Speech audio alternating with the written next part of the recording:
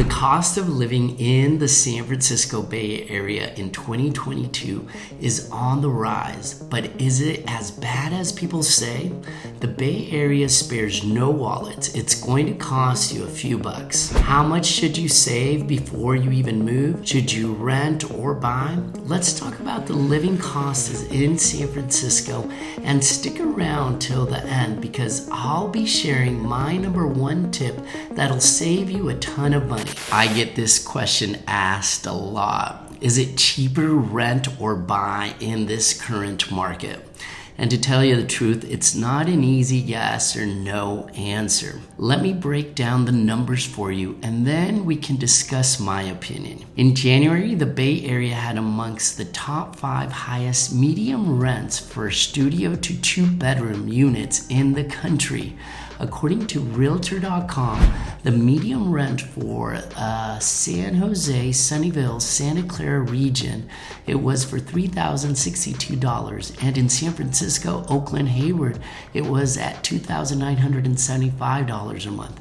But you would still be saving money by renting than if you bought a starter home of a comparable size. In the South Bay, renters would be saving on average of $1,479. In the San Francisco and East Bay, the difference is $1,461 a month.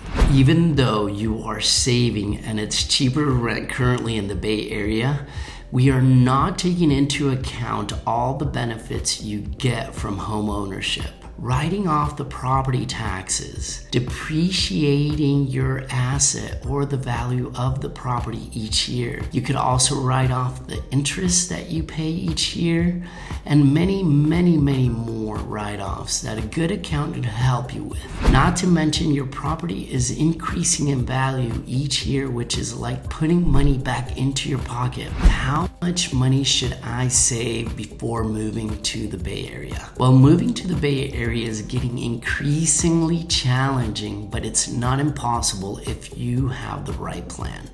The amount of money you should save is a minimum of 3 months of living expenses.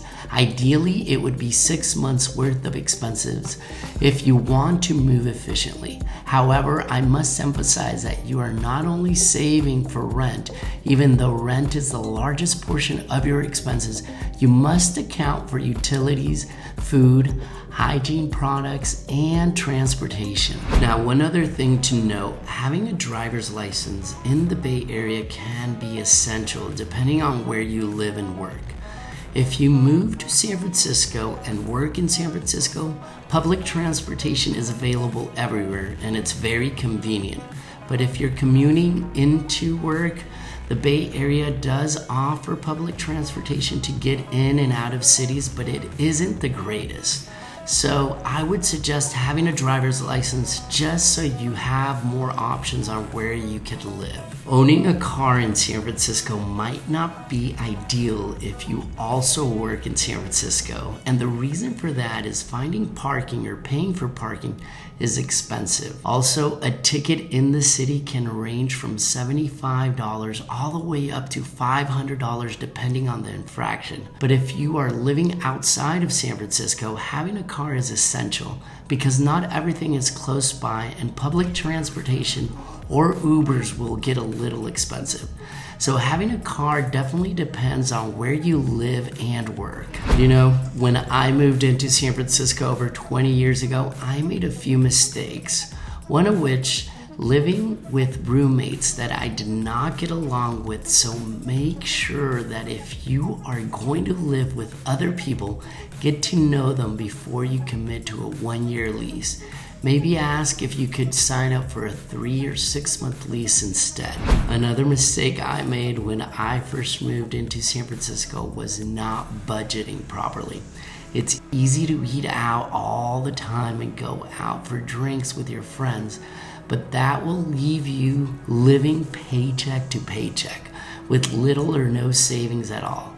So have a plan and budget and make sure you save every month. So, if you want to live in the Bay Area and you also want to save money, here are some suggestions. First thing I would do, I would try to limit going out to movies, restaurants, and bars, ordering takeout. using Ubers, buying coffees, and limiting my streaming services. I know hearing this sounds like you won't be living at all, but believe me, if you do, you're gonna get a lot more creative on how you can enjoy your new life in the Bay Area. Plus, every month you're going to see an extra couple $100 in your bank account, which will be rewarding in itself. I get calls all the time on people moving home, specifically around the Bay Area. So reach out to me if you're looking at buying in or around the San Francisco Bay Area. Or if you would like to know more, my number is in the description below. If you enjoyed this video, I'm sure you'll love the next one on screen right now. Thanks for watching.